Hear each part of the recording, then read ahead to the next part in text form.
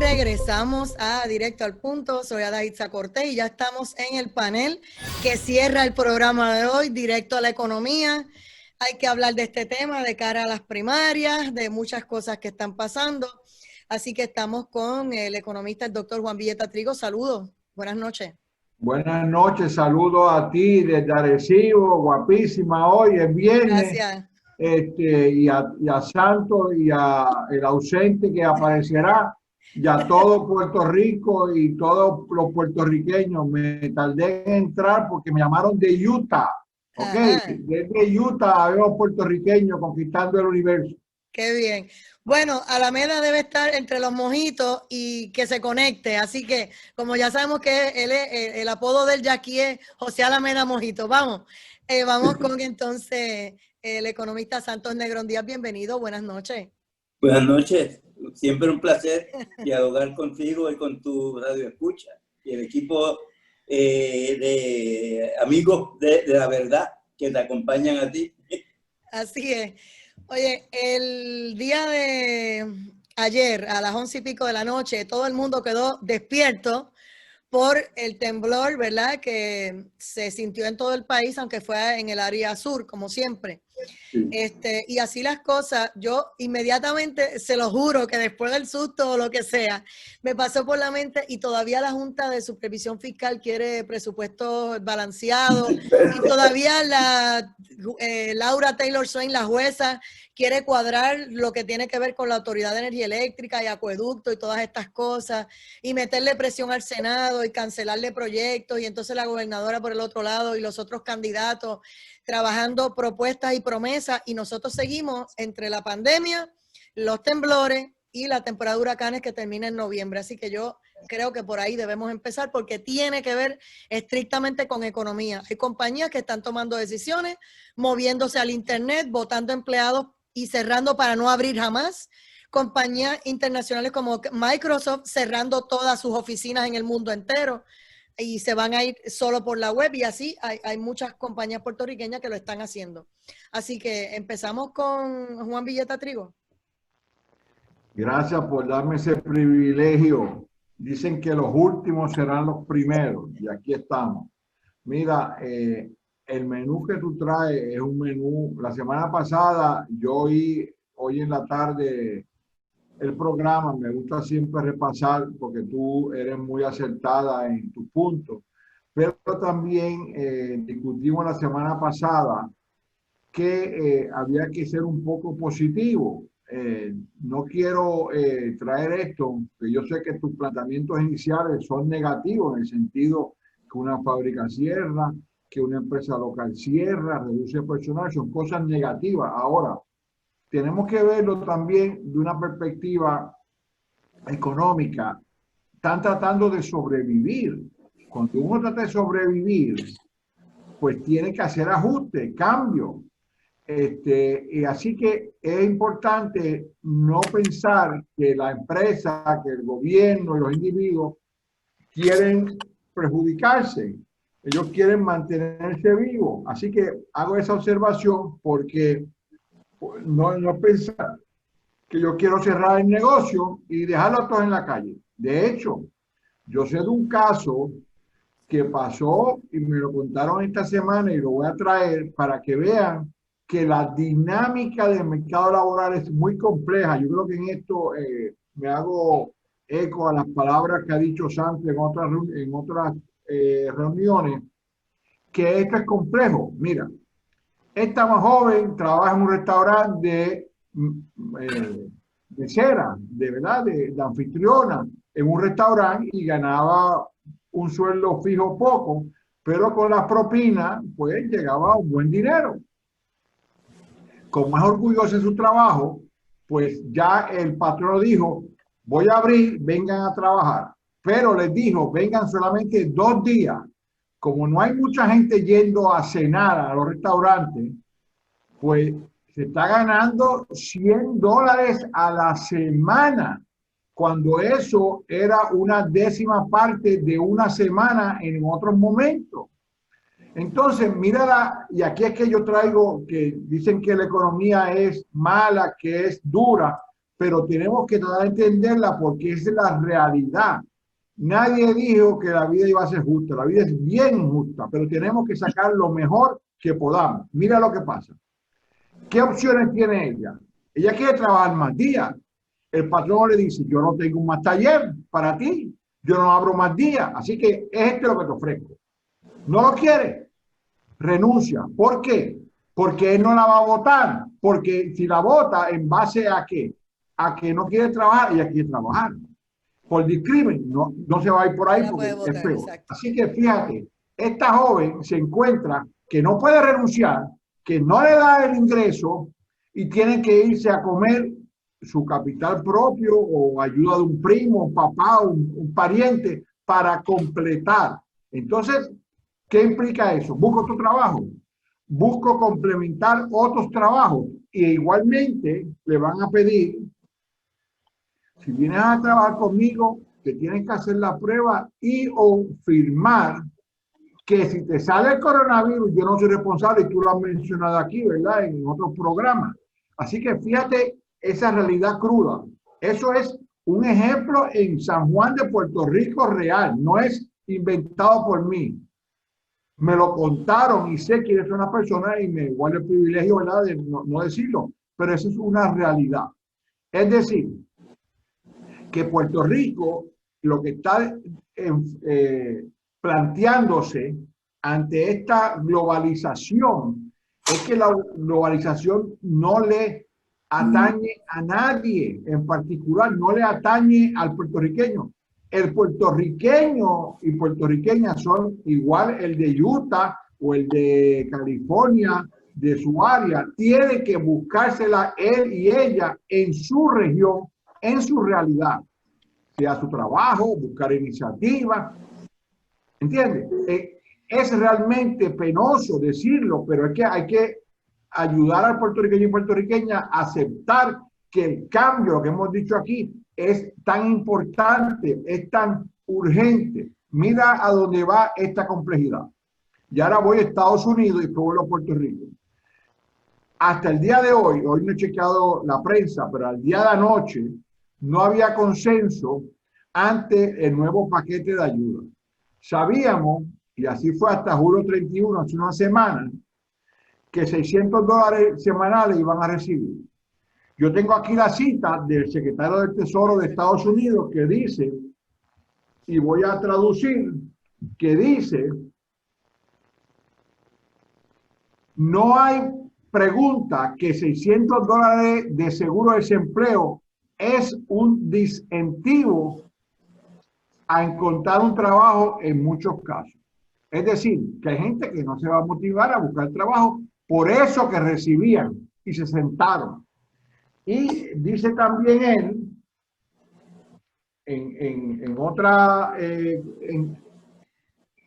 mención, de que no se puede seguir diciendo a la gente que quédese en su casa, como diciendo, tenemos que trabajar hombres y mujeres porque la economía no se puede uno quedar todo el mundo en tiempo en su casa.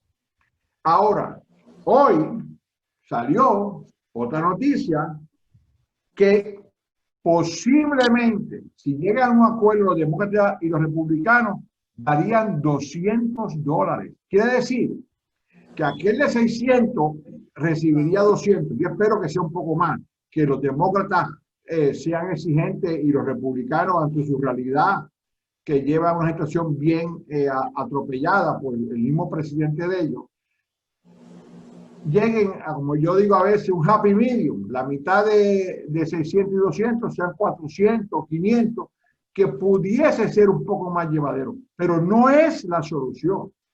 No es la forma de nosotros, la economía, andar, porque la economía cuando camina, y por eso es que lo explicamos con detenimiento, la economía tiene que dar oportunidad para la gente trabajar en los trabajos que ellos quieran. Y si el trabajo que tienen no les llena, no les satisface, tenga la libertad de moverse. Pues por eso es que decimos que la economía de mercado es tan importante, porque hay oferta y hay demanda. Aquí nos dice Víctor Pizarro, despiden a los de mayor antigüedad para subcontratar empleados firmando un relevo de responsabilidad por si se contagian. Así también hay otras compañías que las conocemos con las famosas W, que lo que hace es contratar a muchos empleados, pero todos a tiempo parcial, que tampoco les da ni para comprar una casa, ni para comprarse un carro, o tienen que pagar el carro y mañana no pagan la luz o el agua. O sea, estamos en una situación de precariedad. Y entonces, en cuanto a los trabajos, aunque la persona quiera reinventarse, entonces va a buscar ayudas de esas que dice el gobierno para principiantes, para los que se van a desarrollar, y le hacen la vida de cuadrito con los personajes, con los procesos, y terminan otra vez en decadencia. O sea, deciden, ay, mira, no voy a hacer nada. Cuando a lo mejor tienen un buen proyecto en las manos. Adalgisa, no hay duda que la realidad es cruda, es dura, pero eso no puede ser desincentivo para nosotros hablar que la economía todavía tiene que abrirse y tener opciones. La realidad es cruda. Ahora, yo voy a traer un paralelismo que es historia nuestra. En el 1930, cuando había gente que no tenía para ponerse un par de zapatos, eso hace 80 años, y podemos decir, no había comida. ¿Sabe? Que tampoco nos creamos que esto es el fin. Sí es duro, podemos salir, pero ahí nosotros como economistas podemos dar algunas ayudas y algunos planteamientos de cómo mejorar la cosa. Ahora, vamos para el primer turno. Vamos al segundo turno, vamos al primer turno de Santo Negrón Díaz. Y un saludo a José Alameda. Déjame terminar una oración y se lo paso a que José está hoy en vivo. Es un honor para nosotros. Para cerrar, ¿qué es lo que traigo en punto? Es que sí es dura la economía, que está mala la cosa, pero tenemos que pensar positivo, creativo, ser flexible, como hemos dicho aquí. Y yo estoy seguro que Puerto Rico se levanta. Santos Negrón. Saludos. Bueno, es muy interesante los temas que hemos tomado como base para la discusión de esta noche.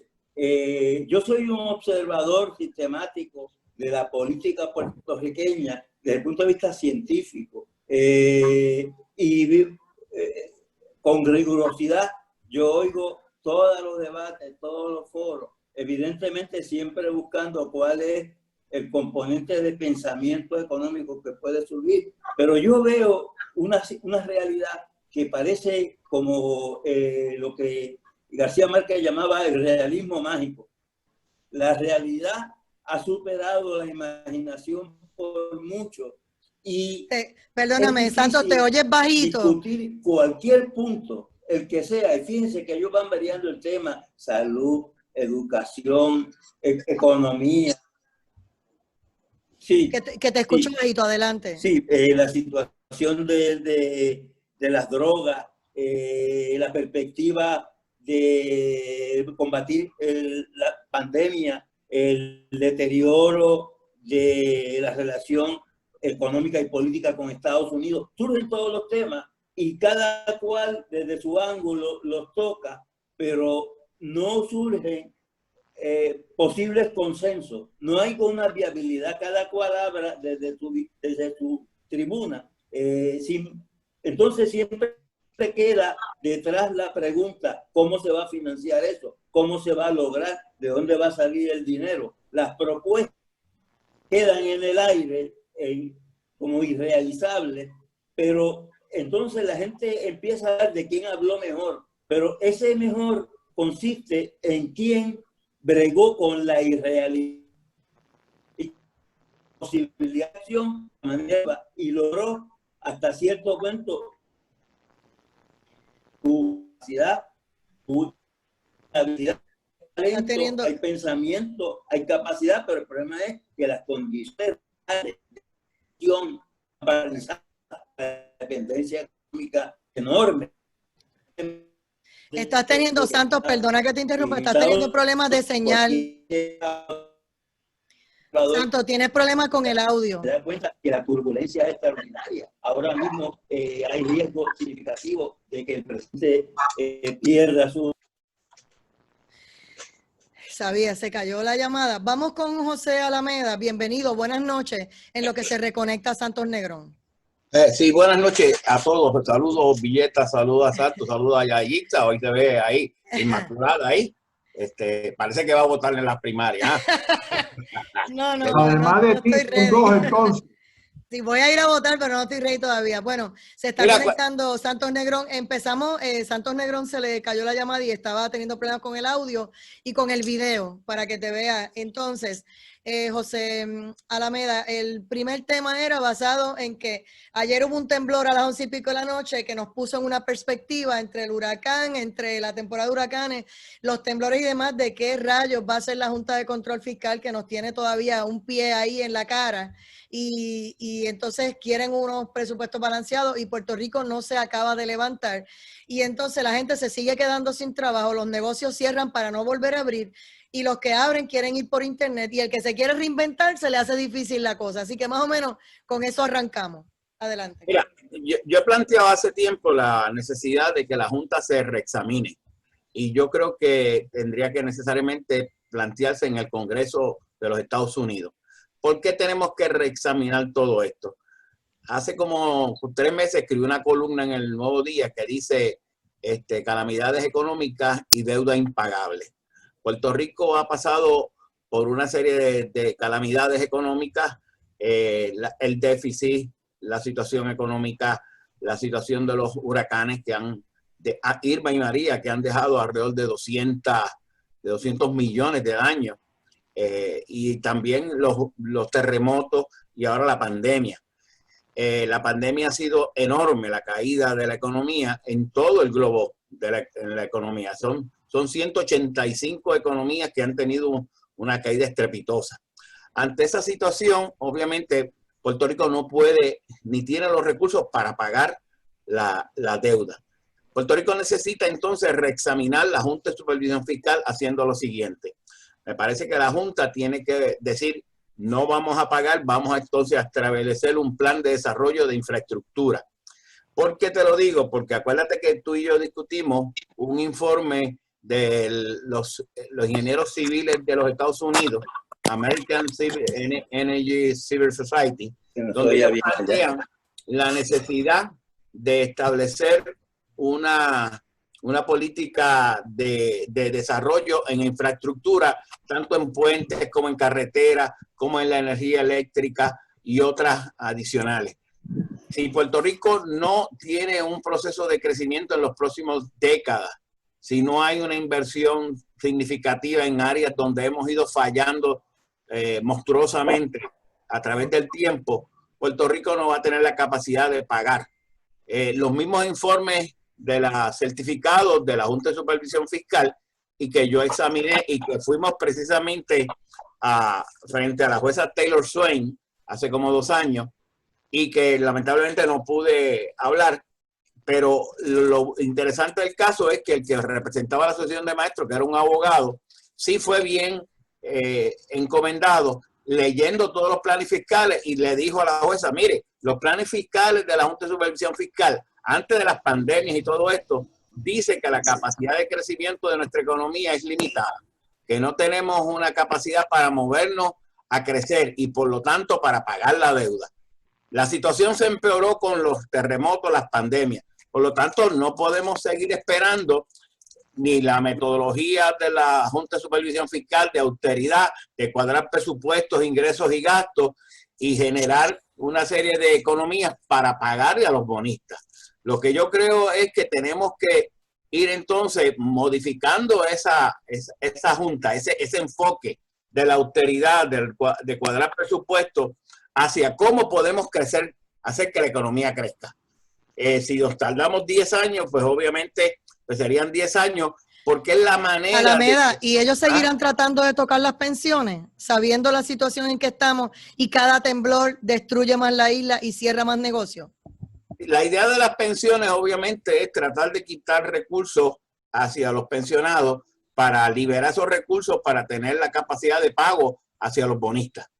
Es obvio que no podemos seguir con esa metodología que estoy diciendo de quitarle a los más vulnerables para pagarle a los bonistas. hay que hacer que la economía crezca y que ese crecimiento genere una boyancia en los recaudos de Hacienda para poder entonces aliviar el impacto de poder pagar y que la economía pueda crecer sin afectar ni el salario, ni los pensionados, ni nada de ese tipo de obras públicas que necesita el gobierno de Puerto Rico. Eso es lo que yo creo que hay que hacer. ¿Cómo crecemos? Es la palabra. Santos Negrón Díaz, ahora sí con su turno, que se quedó a mitad. Sí. Bueno, yo creo que se vincula claramente con lo que señala Alameda.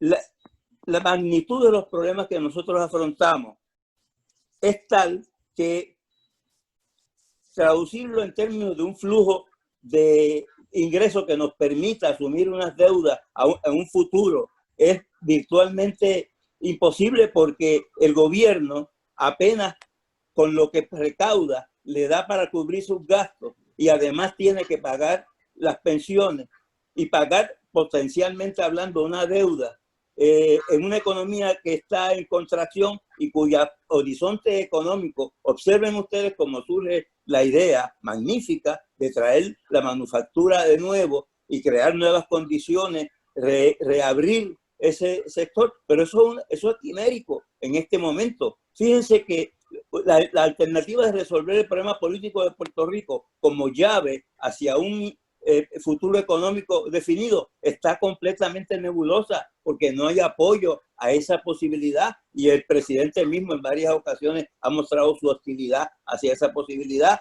y nos niega a nosotros, con todo que evidentemente hay que admitir que es un reclamo legítimo que un sector significativo de los puertorriqueños promueva y quiera en la estadidad. Lo que es verdaderamente penoso es que es una esperanza inútil, porque no hay apertura.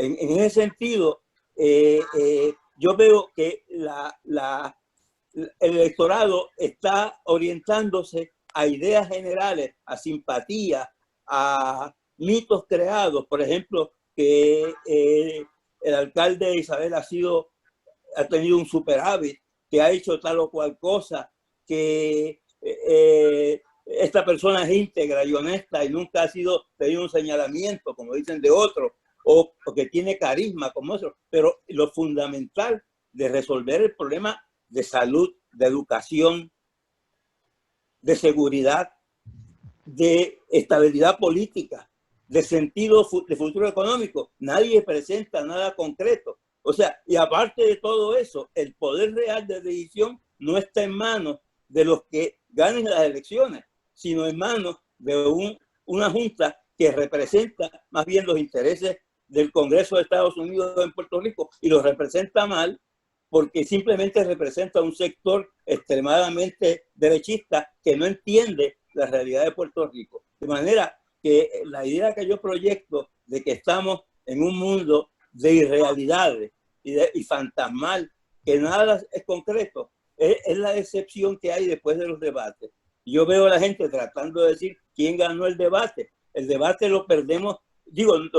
Ganamos el debate en el sentido de que el diálogo democrático es necesario, importante, pero lo perdemos en el sentido de que sabemos que de ahí no pueden surgir las soluciones y que nuestro voto va a decidir en qué persona va a intentar ejercer el poder político en Puerto Rico, cuando sabemos que lo que tiene es una miseria, un poder reducido, casi impotente ante la realidad de los problemas que afrontamos. Todo es buscar dinero en Estados Unidos, todo es esperar que los americanos desembolsen, todo es esperar que ellos prevén las soluciones, y nosotros nos quedamos con unas elecciones quiméricas que no conducen a nada.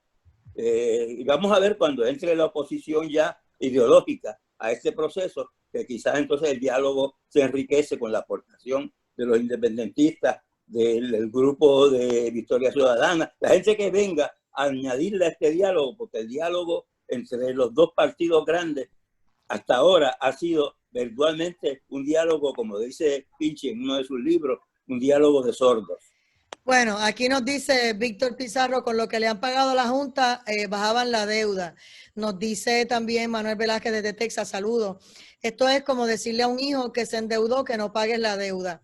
Y también dice que reconozcamos que la Junta era necesaria en Puerto Rico y que hay que reclamarle a los corruptos que llevaron a la deuda a este país, y por eso nos han impuesto a esta junta que ahora la tenemos, parece que por buen rato. Yeah. Vamos con Juan Villeta Trigo. Bueno, volvemos al menú y cómo el especial del día que traemos cambia. José y Santos han hablado de la Junta. Yo quisiera traer que, para el beneficio de todos, Ay, perdóname, que me acaban de recordar que tengo que hacer la pausa. Así que cuando regresemos de la pausa, iniciamos la ronda con Juan Villeta Trigo y seguimos aquí con los economistas también, Santos Negrón Díaz y José Alameda. Esto es Directo a la Economía, en Directo al Punto. Pausamos. Esperamos, muy bien. Mala mía, no me di cuenta, son las 1:33, ya las 1:30, siempre hay una pausa. Mi gente, saludos. Gracias por estar por aquí. FM, cubriendo toda la isla. Escúchenos en la banda FM. 101.3 FM San Juan, 101.5 FM Ponce, 100.9 FM Mayagüez, 93.3 FM Arecibo, 105.1 FM Aguadilla, 103.9 FM Guayama. En todo Puerto Rico, todo el tiempo en cadena. Escuchas Rapa, La cadena de noticias de más sólida señal en todo Puerto Rico. La poderosa. Avance informativo.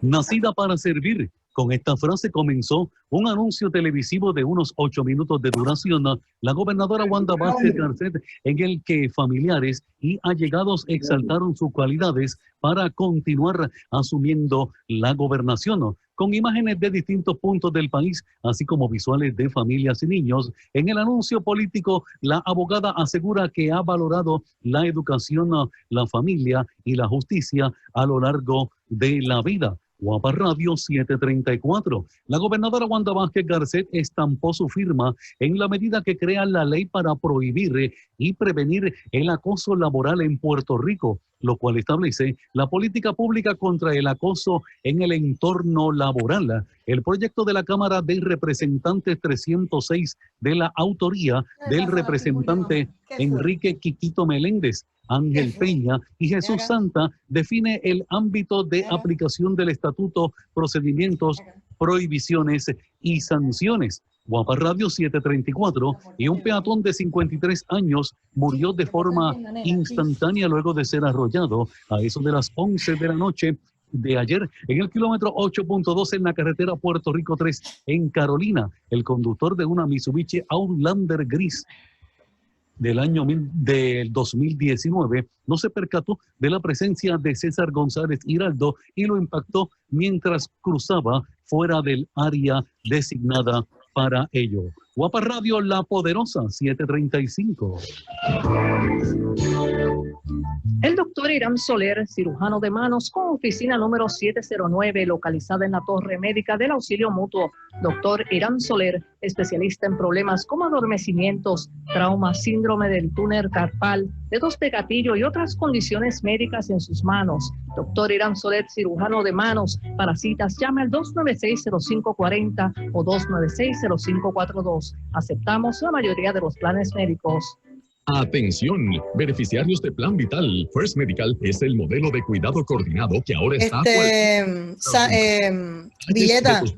Y proveedores, llama uno de los temas, y Alameda, 340. uno de los temas era lo del SSI, o visite una de nuestras que es un oficinas, tema que le interesaba hablar a Santos, para si quieren ustedes también pueden acceder hablar de eso para efectos de porque tu salud económicamente ese dinero que le entraría a los puertorriqueños. Sí. Si finalmente lo dan. Te habla el licenciado Charles Thomas. Ayudo a personas a erradicar. De la autoridad no hay nada nuevo, ¿verdad, Alameda? Para la familia puertorriqueña. Con relación al nombramiento del nuevo, no hay nada todavía. Varios terremotos y ahora de lo que tú estás haciendo allá, ok. Si como consecuencia tu caso o carro está en atrasos y no sabes cómo pagarás tus deudas de préstamos y tarjetas. Bendito, nombraron al que quería dejar José Ortiz, o sea que es lo mismo. Para liberarte de esas preocupaciones. En la autoridad eso es un chiste. Oriéntate, llama hoy. La gente pidió la cabeza de José Ortiz pidiendo la renuncia y lo que hicieron fue que dejaron al que él quería. Los negocios cerrados, las ayudas del gobierno. Imagino que será después de las primarias, lo cambiarán, no sé. Acumulándose. ¿Qué hacer? ¿Qué? Le habla el licenciado Ignacio García Franco, conocido abogado de asuntos financieros. Ante esta crisis, hemos ampliado nuestro programa de educación legal. Sintonízanos para conocer cómo resolver los problemas legales que impactan su bolsillo. En Alerta Legal le hablamos de tú a tú, sin intermediarios. Todos los sábados con el licenciado García Franco a las 9 de la mañana, aquí por Cadena Guapa Radio. No se lo pierda. Recuerde que para participar en el programa Directo al Punto, los números de teléfono a marcar son el 787-759-9111 y el 787-689-0050. Y regresamos a Directo al Punto. Soy Adaitza Cortés. Seguimos aquí con los economistas Juan Villeta Trigo, José Alameda Lozada y Santos Negrón Díaz en el panel Directo a la Economía. Y estaba en el uso de la palabra Juan Villeta cuando tuvimos que irnos a la pausa. Regresamos. Yo decía, y hay que hablar más rápido en el sentido de que queremos comunicar unas cosas. Yo creo que primero, para aclarar lo de Promesa, Promesa va a cambiar ahora de miembro.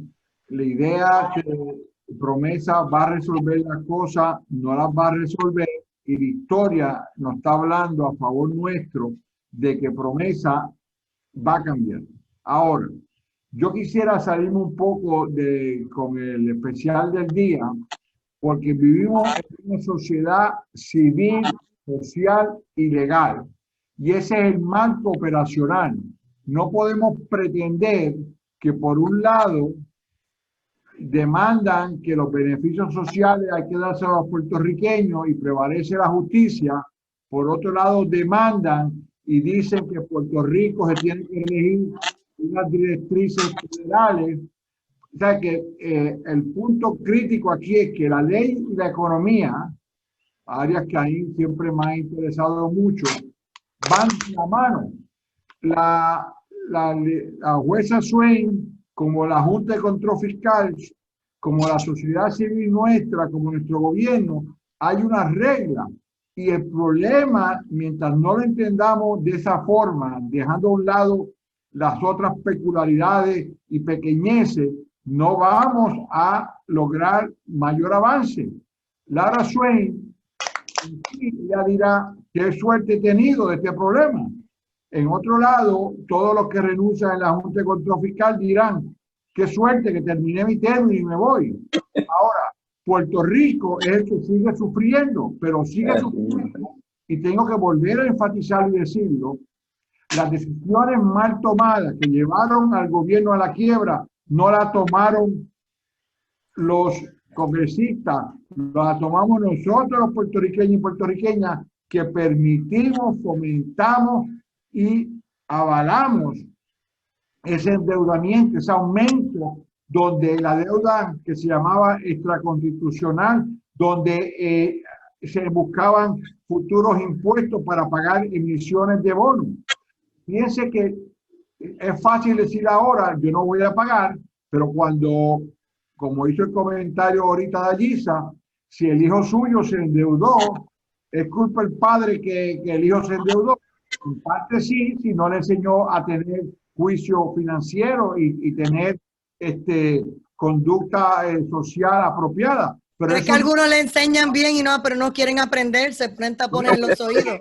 Los papás son buenos, ellos no hacen caso. Estamos de acuerdo, el que no quiere aprender tiene que ir a la cárcel. Fíjate que estamos viviendo un sistema legal. Algo que me decía un profesor hace muchos años, que en Estados Unidos y por ende Puerto Rico producíamos más abogados que ingenieros, porque somos una sociedad litigante. Es decir, y ahora litigo en el sentido bueno, bajó la decisión, hablando del menú, que dice que es inconstitucional el discrimen en los programas federales, en 3 programas federales, y según dicen, estamos hablando de 2.500 millones recurrentes a los puertorriqueños. ¿Tú te imaginas ahora que Puerto Rico está pasando por esta situación? Que ese beneficio, ese derecho que tenemos, nos lo den. Ahora eso va a ir a contención porque van a contrademandar. Fíjate que mientras no entendamos la dinámica de la sociedad civil legal que tenemos, pueden venir 20 movimientos, 20 partidos y no van a solucionar porque el contrapunto, la demanda, la contrademanda llega al Supremo y el Supremo va a la marco institucional y del apelativo del voto va al Supremo Federal y todavía Puerto Rico sigue con el techo de la cortina azul, el temblor en Ponce y la comida escasea.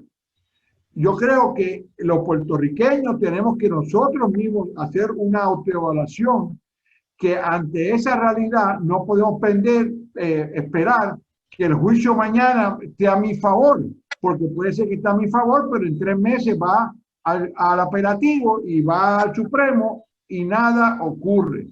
Miren, mandaron a cerrar un vertedero, el juez dijo que sí, apelaron y el vertedero sigue abierto con los problemas.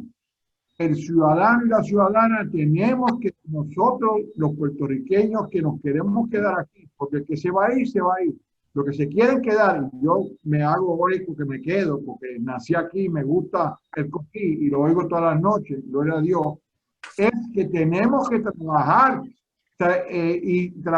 y respectivamente si la Junta son más republicanos, más demócratas, tenemos que trabajar y buscar ser flexible. Yo entiendo la agonía de Adalgisa ante esta injusticia. Ahora la economía nos dice también lo que es moral, normativo y lo que es positivo. Eso ya lo descubrimos hace muchos años.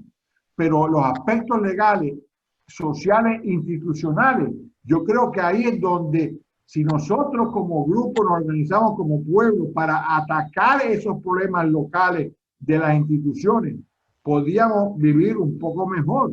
Miren, asumen, miren el problema ahora mismo en los servicios médicos, los referidos para hacerse una prueba médica.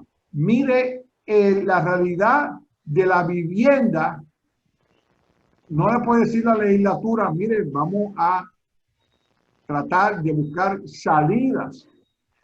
Para salir hay que negociar, hay que sentarse en la misma mesa a hablar y decir, no nos vamos de esta mesa a las 12 de la noche, si hay que irnos, si no llegamos a un consenso de algo.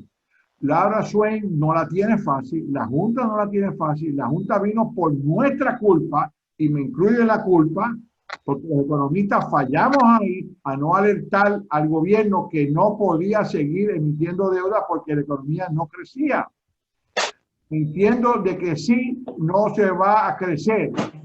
Ahora, si es una década, José, o 2 décadas, ya llevamos casi 15 años, de 2005, donde no ha habido crecimiento y el pueblo puertorriqueño sigue sufriendo y sigue viviendo. Lo que sí tenemos que buscar es la forma de decirle a la gente, miren, lo que tenemos es lo que hay y tenemos que trabajar y usar mejor lo poco o lo poquito que nos quede. Puerto Rico está ahora en un momento tan y tan débil que me recuerda el 1930 en Puerto Rico. Aquellos que conocen la historia y se la han leído saben que se tuvo que ir el gobierno y la empresa privada a la mano, a ayudarse a levantar fábricas, a abrir escuelas, hospitales.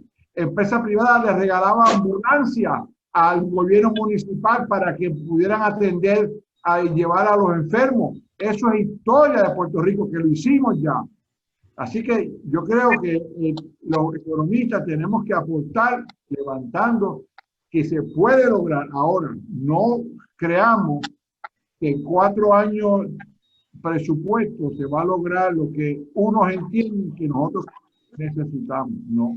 Es más complicado, es más costoso y es más largo. Esa es la realidad. Vamos con Santos Negrón Díaz. Espérate.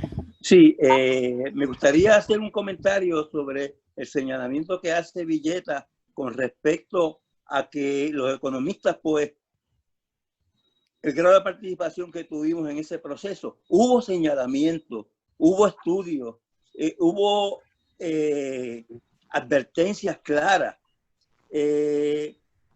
Tanto economistas norteamericanos que vinieron a Puerto Rico como grupos de trabajo de aquí, empresas puertorriqueñas señalaron. Lo que ocurre es que las decisiones se tomaron en un plano en el cual el análisis económico tenía muy poco peso, muy poca participación. Hubo un proceso extraño, y de eso yo puedo hablar porque yo participé como vicepresidente y director del área económica del banco en muchos procesos en los cuales el interrogatorio a las emisiones fue bien extenso y bien intenso. Fue bien difícil colocarla porque la economía estaba fuerte, estaba creciendo, había base manufactura, teníamos vulnerabilidad con respecto al petróleo, pero se colocaban las emisiones de una economía que estaba corriendo con una base industrial bastante fuerte y sin éxodo de empresas. Lo extraño para mí fue que después que se desmontó gran parte del sector industrial y la economía de Puerto Rico empezó en picada y se perdieron más de 80,000 empleos en un proceso largo que todavía sigue. Se siguieron haciendo las emisiones. Quiere decir que la culpa de esto, hay que señalar gente en Puerto Rico que intervino en esas decisiones, pero también las compañías de crédito, las compañías evaluadoras, los que fomentaron que Puerto Rico se impulsara a ese endeudamiento con una economía en franco debilitamiento, fueron otros. O sea que hay una responsabilidad compartida. Tengo que añadir, cuando te escucho, cuando recuerdo lo del Ricky renuncia, que lo votaron por la indiscreción del famoso chat, y no nos indignamos cuando vimos que nos estaban endeudando, porque como estaban pagando y le daban a todo el mundo su salario y acomodaban a todo el mundo en los puestos, nadie se percató de hacia dónde íbamos. Y ahora no le hemos pedido la cabeza a que metan presos a los que nos llevaron a esta tragedia. Y algunos de ellos están ganando bien. Dicen que algunos estaban inclusive en la Junta de Control Fiscal dirigiendo los destinos de nosotros y fueron parte de la debacle. Así es. Lamentable. Vamos con José Alameda. Sí, mira, tenemos que señalar lo siguiente. Desde que yo estudié economía, y yo tengo ya un poquito más de años que algunos por ahí, aunque no lo crean, cumplí 70 años la semana pasada. ¡Felicidades! Mira, en los años 60, el doctor Genaro Vaquero hizo un artículo interesante en la revista de Ciencias Sociales, donde decía la capacidad solvente de Puerto Rico, que si Puerto Rico seguía a este ritmo iba a llegar a quebrar. En los años 60. De hecho, ese fue el artículo que me indujo a mí a estudiar economía, porque yo creía que todo era miel sobre hojuelas. Pero cuando yo oigo ese artículo de los años 60, y todavía lo cito, y cito parte de esa frase. Sí. En los años 70 llega el informe Tobin, y Tobin dicen, cuidado, que están endeudándose mucho, pero una de las cosas también que fue relevante es que para los años 84, Puerto Rico era parte en el Congreso de los capítulos 9, y Puerto Rico estaba bajo el concepto de la ley de quiebra. De repente, de la noche a la mañana, fue sacado de ese capítulo.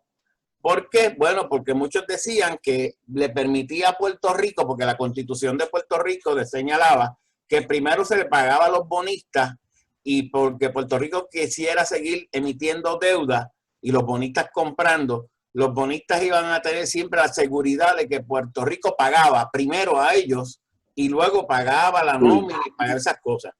Y recuerdo muy bien que esa discusión se dio, y de hecho el juez Torruellas hizo una brillante interpretación, hasta él dice mismo que buscó por qué razón Puerto Rico lo sacaron, y no hay en la exposición de motivos de la ley federal, no hay un indicio de las razones por las que Puerto Rico fue sacado de esa consideración.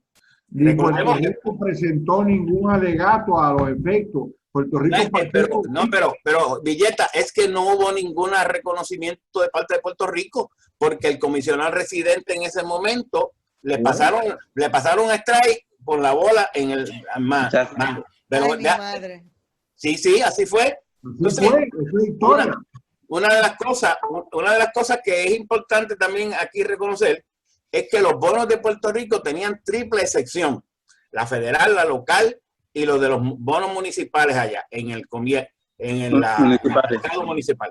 Importante de que Puerto Rico gozaba de esas exenciones, mientras bonos que emitía algunos estados de la Nación Americana no era así. Así que Puerto Rico era como un paraíso para emitir deuda y a la misma vez los bonistas comprar.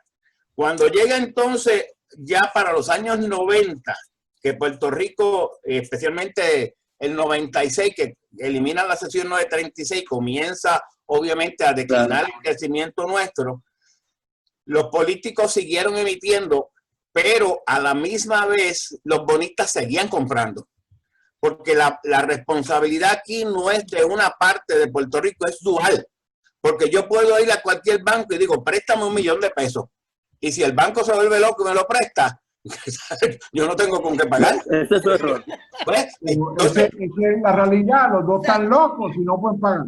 O sea, los locos son los que le prestaron a Puerto Rico para pagar salarios, etcétera. No era ni siquiera para hacer obra. A la ICSA, es que tienes dos partes siempre. Estas dos partes de la moneda que siempre Villeta dice, ¿verdad? Porque uno era, mira, yo estuve trabajando con las últimas emisiones de la Autoridad de Energía Eléctrica. Yo cogí todas las emisiones que estaban en la data del Banco Popular.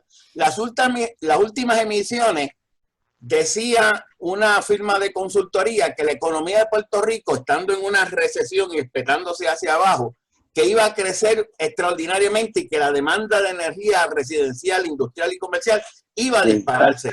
Y era mentira. Y yo decía, ¿de dónde saca esta firma esa consideración? ¿Por qué?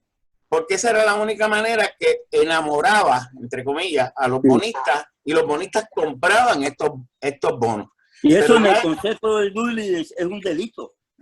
Usar información falsa para intentar colocar deuda engañando a los posibles Pero no ha pasado nada. compradores. Los engañaron, los compraron y no ha pasado nada. Ahora tenemos nosotros que pagar eso. Pero entonces, todavía falta. En los años 90, 94, y especialmente para el 2000, comienzan las casas acreditadoras a dar warning. Mira, esto está malo. Esta situación es increíble. Pero Puerto Rico entonces crea el mecanismo de COFINA. Y para mí, y lo he estudiado y así lo he presentado y está escrito en un trabajo que yo hice, COFINA es la causante del quebramiento final de Puerto Rico. Porque cuando tú miras el crecimiento de la deuda relativa al Producto Nacional, llegaba un momento que la deuda era 60% de nuestro ingreso. O sea que de nuestro ingreso, de cada dólar, debíamos 60. Cuando entra COFINA, se dispara la deuda extraordinariamente que sobrepasa a 120% del Producto Nacional. Es obvio que ante una situación así escabrosa, la capacidad de crecer de la economía y de pagar se ponía en entredicho. Y esto obviamente es una combinación de muchas cosas. No es tan solo de los de aquí. Tú puedes, repito, ir al banco a pedirle dinero prestado, pero el banco se vuelve loco, te da $1 millón de pesos, pues no lo pagues porque tú no tienes capacidad para pagar, por lo menos yo no. El banco se vuelve loco. Tiene que haber. ¿Cómo es, Villeta? No te escuché. Que el banco entra en el negocio por las comisiones que va a cobrar adelante. Fíjate que hay que hablar de que los prepagos, los pagos al principio para las casas de corretaje, para los abogados, para los CPA, eso es incentivo para ellos y seguir. Pero yo no estoy hablando de que sea culpa de uno, es culpa de los dos. Los dos son hambrientos, tenían hambre de dinero y eso fue la debacle. Bueno, en el caso de Puerto Rico, acuérdate que COFINA no fue fundamentalmente creada para realizar inversiones, fue para tapar déficits fiscales que tenían, para pagar deudas que había acumulado. Por lo tanto, mucho del crecimiento de nuestra deuda no fue para invertir en infraestructura, sino para gasto. Y obviamente nosotros sabemos que la ecuación, cuando tú te coges para deuda para pagar gastos, no para generar riqueza a través de una casa, de un activo fijo, que es lo que Puerto Rico ha hecho fundamentalmente a través de su historia, endeudarse para generar una infraestructura que le permite crecer posteriormente. Eso obviamente llevó... ¿Perdón? Y al final la deuda era para pagar deuda. En la última Exactamente. emisión de los 3.000 y pico de millones, prácticamente ni un barquito de papel se construyó con ese dinero, porque todo fue a Esa es pagar la deuda. certeza, esa es la realidad dura que tenemos que aceptar Sí. en Puerto Rico. De hecho, mira, la última, para yo dejarlo a ustedes ya, para no tomar todo el tiempo. Recientemente, hace como 2 años, la Junta de Supervisión Fiscal mandó a hacer un estudio donde dijo que aproximadamente 6.000 millones de las últimas emisiones que estaba Luis Fortuño y García Padilla, que era deuda ilegal, ese fue el concepto que utilizaron, y que no tenía razón de ser pagada. Sin embargo, por alguna razón que me han dicho, alguna influencia interna, la Junta de Supervisión Fiscal se cayó y Sí. engavetó este estudio. ¿Ves? Entonces, aquí obviamente, por eso es que yo digo, lo que hablan de la Junta, que es necesaria, yo creo que sí, pero el problema es, esta Junta ha servido para lo que queremos. Lamentablemente, yo tengo que decir que estas cosas, muchas de las acciones de la Junta han llevado a decisiones erradas y por lo tanto no ha podido lidiar con los asuntos internos y menos cuando entran una serie de calamidades que prácticamente desintegra la Junta. Ahora mismo la Junta ha explotado. ¿Y qué tiene que hacer ahora mismo? Reconocer de que tenemos que ir moviéndonos hacia una forma diferente de organizar esa Junta para hacer crecer la economía. En el principio estaba su final. Fue mal diseñada, mal implantada, violando todo principio de autonomía política de Puerto Rico. Gente no puso gente científica de proyección y conocimiento de la economía de Puerto Rico y obedecía simplemente a los intereses del sector más derechista del Congreso. El fracaso estaba en el propio diseño inicial y en la usurpación que se hizo de los poderes constitucionales de Puerto Rico. Hay que señalar una cosa, rápido me voy. No, lo que queda es un minuto para cerrar. Rápido, Estados Unidos, los estados no pueden irse a quiebra, pues se les prohíbe, pero las ciudades sí. Y las ciudades como Cleveland, Nueva York, New York City, Stockton, y otras más, Detroit, la última, ha habido 120 juntas de supervisión fiscal. No ha habido una, 120. Y precisamente con este mismo principio. Bueno, los dejo. Pero ninguna tan mala como esta. Bueno, miren, ahora nos está avisando. Wanda. Despedirme, que seamos positivos y que sigamos trabajando. Vamos al viernes. Yo creo que eso es un test, Esa chicharra es para que todo el mundo abra sus mojitos a tomar mojitos. Ay, miren. Bueno, provecho. Yo me voy a tomar un jugo de China solo. Vamos a ver. Hoy es viernes, mi gente, que pasen un lindo fin de semana, que descansen Juan Villeta Trigo, José Alameda, Santos Negrón, economistas de nuestro país, por acompañarnos cada viernes aquí en Directo a la Economía. Nos fuimos, será hasta el próximo lunes en su programa Directo al Punto. Que la pasen bien, linda noche. Gracias. Dios me los cuide.